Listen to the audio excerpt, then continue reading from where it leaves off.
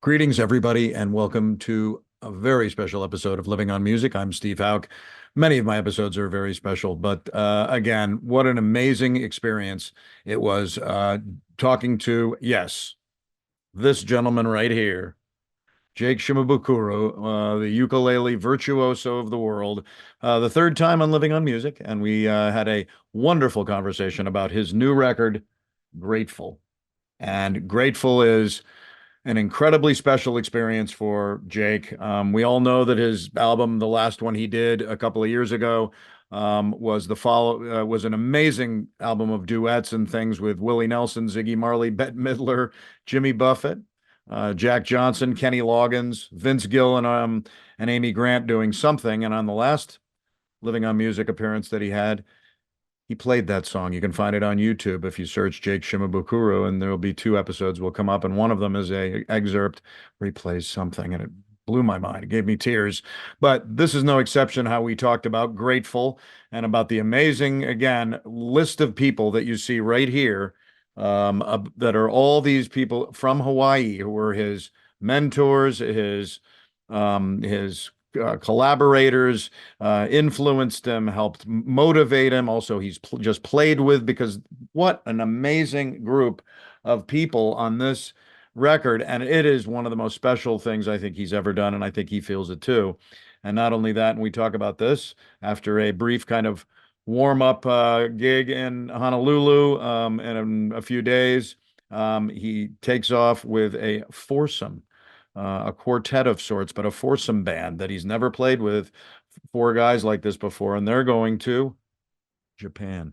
So we talk about that tour coming up in March and things like that. But once again, what an amazing time to talk to this, not only, again, ukulele maven of the globe, but also just a sweetheart of a man who has two kids, and we talk about his two kids too.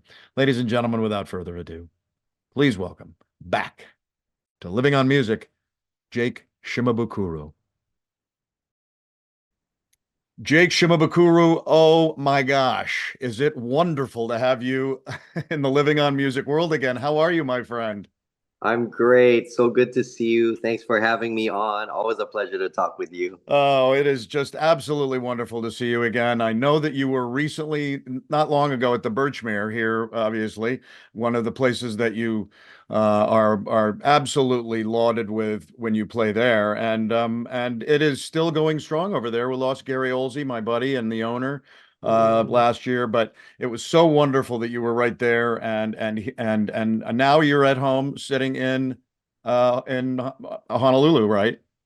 Yeah, so I'm back home in Honolulu right now, and yeah, it's the Birchmere has always been like a home away from home for me. It's they supported me from way back in the day, and in the beginning of my career, and when I was just an opener, for a lot of their lot bigger artists, and so that place will always have a very special place in my heart. So. I bet it will. And I've known about your history and life in Hawaii for a long time.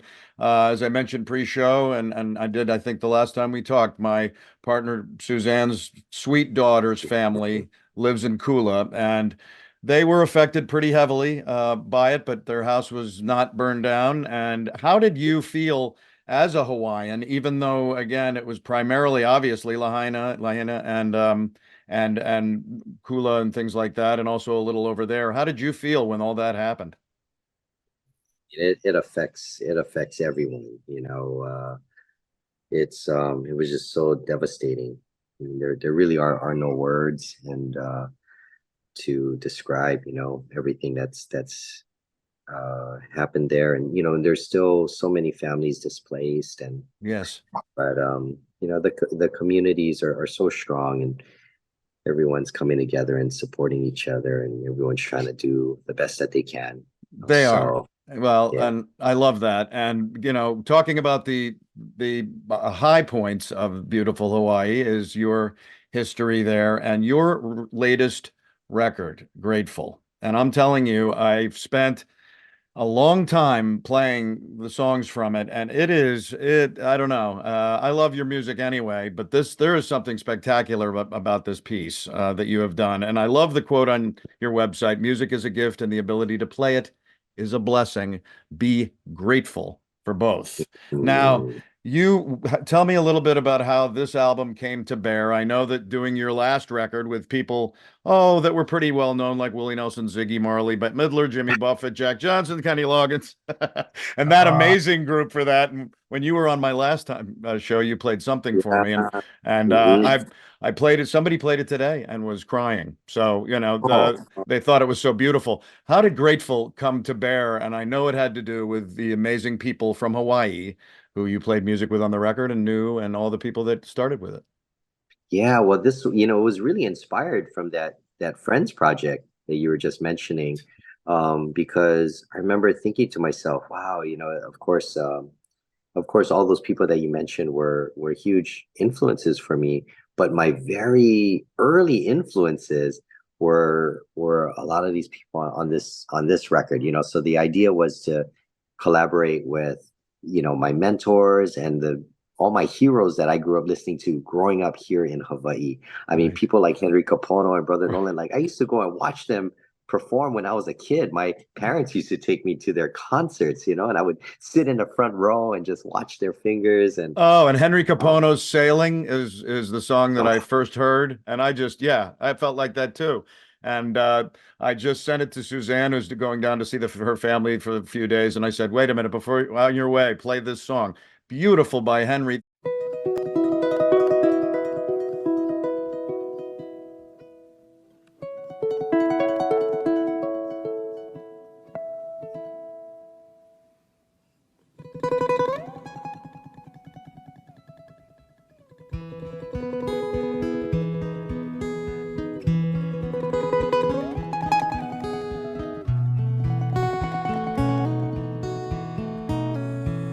he's captain of a small ship, and he called her the Queen. And Jackson was an old man, the skipper of the sea. And he dreams about one day an island he'll find out lost in the ocean, just passing in time. And he'd rather be sailing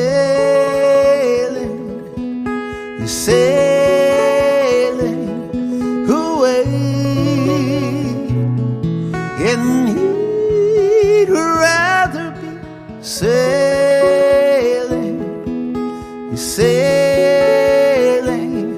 away.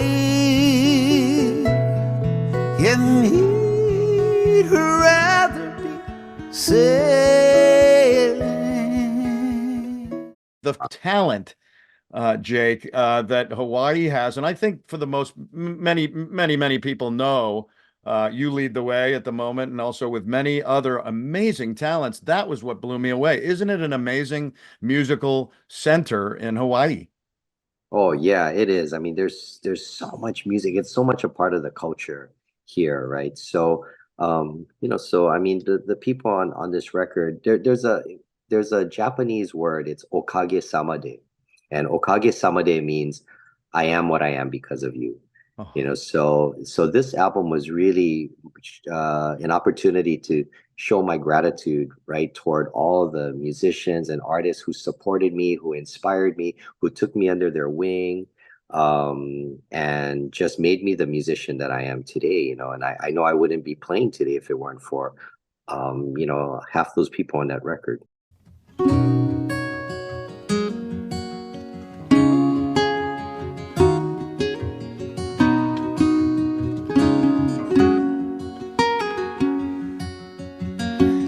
notice how the sun just keeps on rising?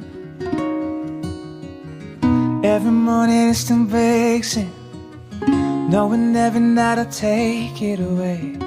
Ain't it funny how we all just keep on lying? Pretend there's anything other than this moment with each other. I can't say why someone would second guess or ahead. So take being here now, and if it's 10 years or 2 or a lifetime with you, I'll just be grateful for what I got. When only minutes remain on the rest of our days, I'll just be grateful for what I got.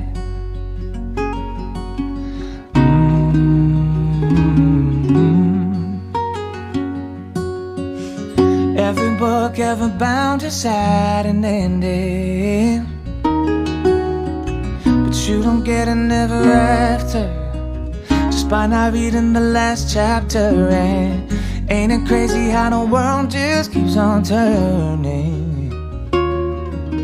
No matter what God you believe in, you're gonna get all of the seasons. I can't say why someone would waste a moment of a day with you now. And if it's 10 years or 2 or a lifetime with you, I'll just be grateful for what I got. When only minutes remain on the rest of our days, I'll just be grateful for what I got.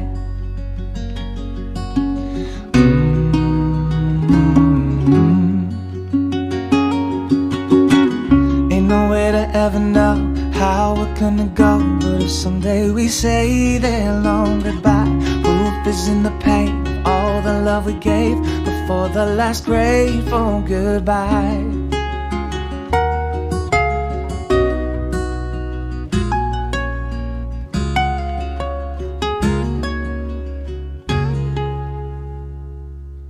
And if it's 10 years or 2 or a lifetime with you, I'll just be grateful for what I got. When only minutes remain on the rest of our days, I'll be grateful for what I got.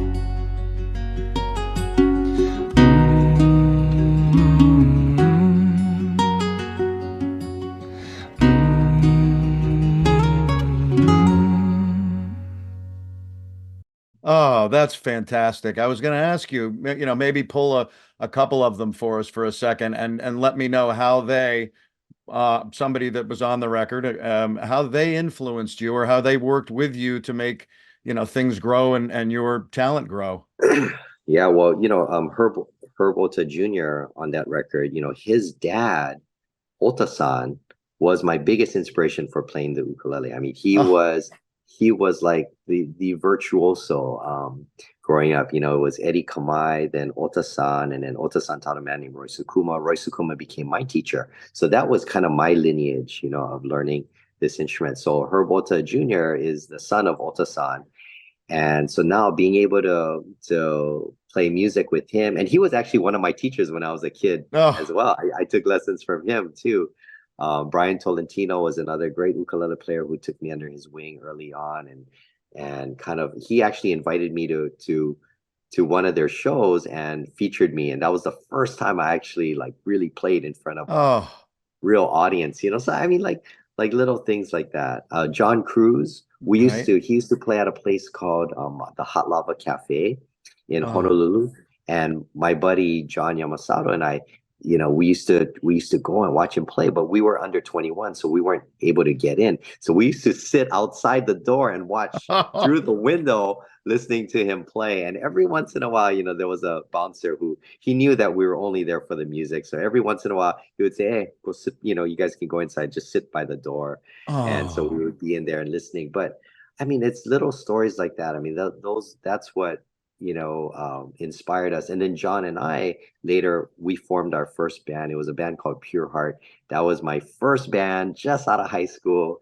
and that's what kind of started it off for me. You know, and we released our first album, and then, you know, a few years after that, I ended up going solo, and that's what brought us to this oh conversation. my God. I'm absolutely blown away.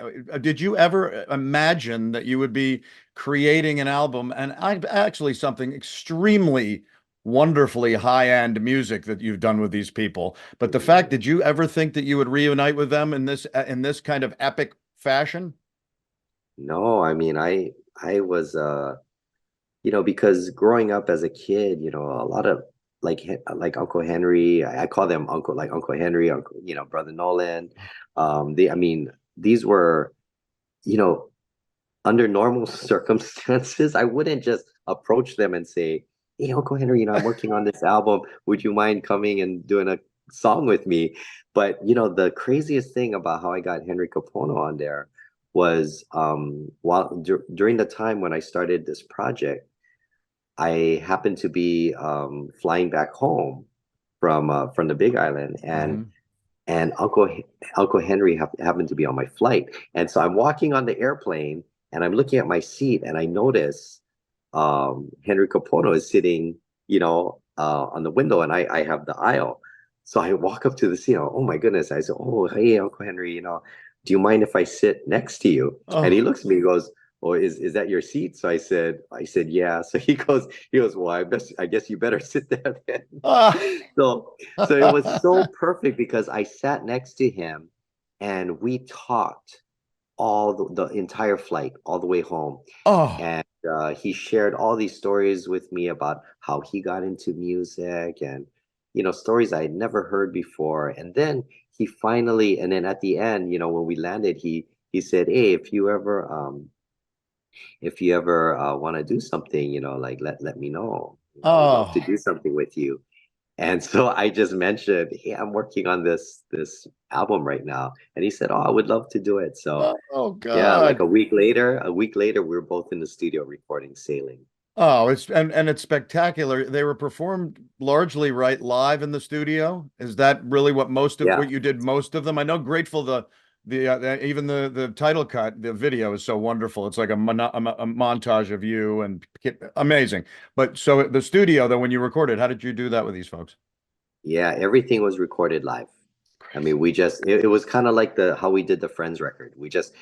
Everyone just got in the studio, we kind of talked about the arrangement, and we did like, you know, three or four passes at it, and we just kept the one that we liked. Oh, absolutely wonderful. And you know, I love the fact that your musicianship is what it is. But again, as it says, a gifted storyteller. You're able to kind of weave together these narratives. And how has that come to be in your career to be able to not only play what extremely well on your ukulele, but also create a kind of a mind for everything? Uh, um, I don't know, you know, this one really came together organically because I mean, you know, it's just I mean, it truly is my roots. I mean, these are this is where all the source of my inspiration, you know. I mean, everything that I play, I mean, these are the people who provided that support Right. and that you know, that I guess just the feeling of everything that I do today, you know. And you know, that's why Grateful, it was written by a friend of mine, Justin Kavika Young, who sings, you know, who's on the record, who Right. wrote that song. And he and I started out our careers together in Hawaii. You know, so way back, we joke around and we say way back in the 1900s, because that's when we Oh, both released our first records. and we used to do shows together. We used to sing on play on each other's albums and Right. growing up, and so now to reconnect with him and with this song, oh, it just really hit home for me.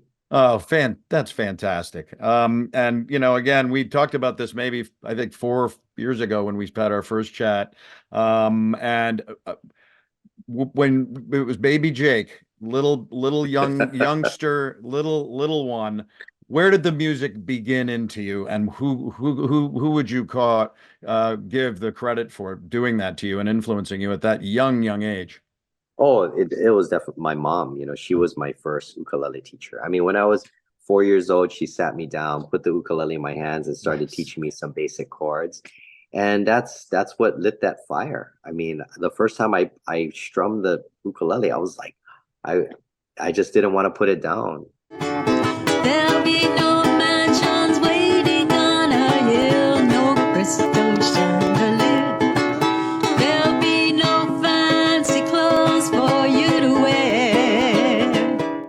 And I tell people all the time that my parents would actually have to take it away from me so that I would eat my dinner, go take a shower, do my homework. And so I loved it early, from a very early age. Well, I'll have to throw them behind me then now because we just talked about them. So see, then now they're all around me now, and I can imagine you having them all around you all the time. That is so spectacular. This record, you're doing a show, I think in 5 days. You're doing a show there in Hawaii that's called the Grateful Show or something. Explain a little bit about that concert.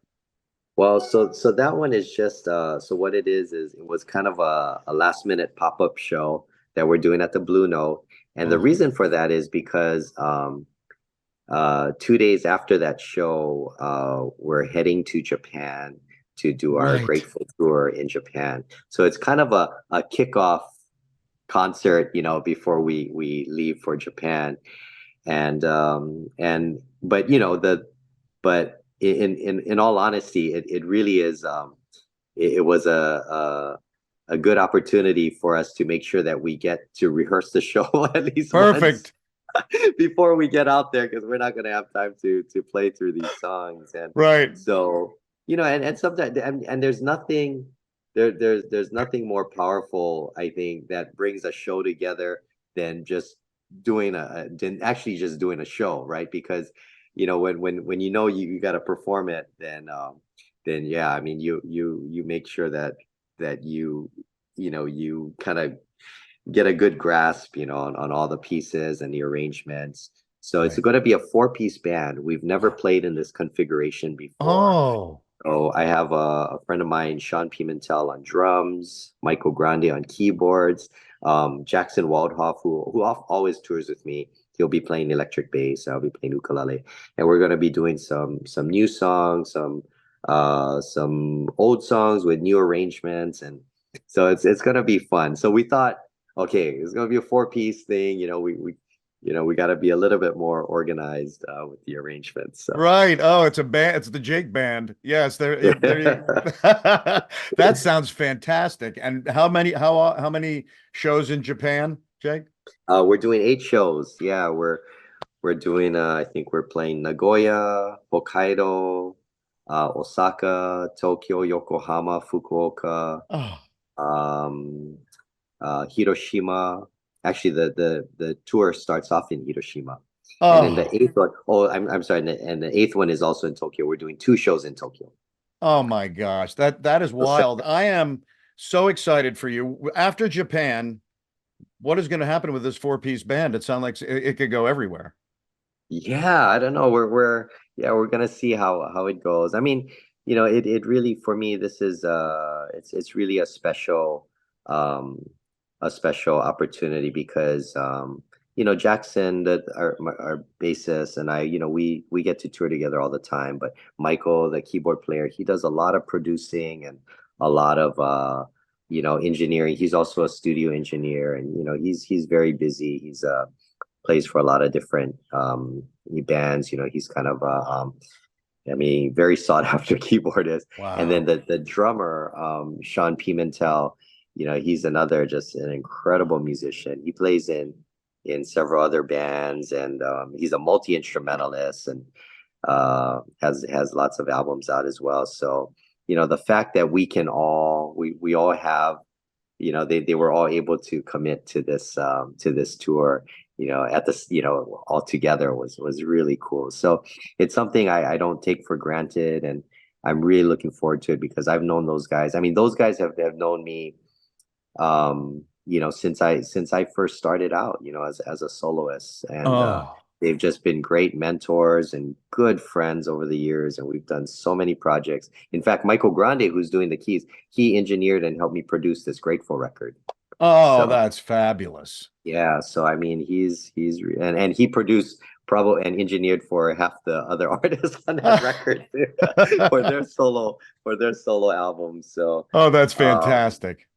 yeah, so I'm really looking forward to this. There's a saying, another Japanese saying, it's ichigo ichie, and it's one of my favorite words. It means the direct translation is kind of like once in a lifetime, one chance, one moment, but it has to do with people coming together and sharing an experience and recognizing, that this moment together will never happen in the exact same way again, right? So it makes it so special, and it always reminds me to be present, to be in the moment, and most important, to be grateful. And so Oh, that's what this whole tour for me is going to be. Just, it's the grateful tour, but it really is. I recognize that, we may never be able to do this, the four of us again, so yeah, so we're just going to have a great time. oh, it sounds absolutely spectacular. And did you say that coming back to you, do you think you might do a tour in the United States with that foursome? Oh, I mean, oh, I would love to tour anywhere with the with the four piece. Yeah. I'm That's- thinking Jake's at the Birchmere. Now he's with the four piece. You never know what's going to happen here. But oh man. yeah, I'd love to see that. Well, Jake, I got to tell you, I am thinking that this could be one of the most special experiences of your life. This tour you're going to be going on with these guys, as well as grateful. You've had so much wonderful stuff going on. Life must be feeling wonderful from a musical standpoint and also a heart and soul standpoint for Jake Shimabukuro right now. Oh yeah, no, I'm I hate it sounds redundant, but yeah, no, I've been so grateful. Just, I mean, for everything that's been happening, and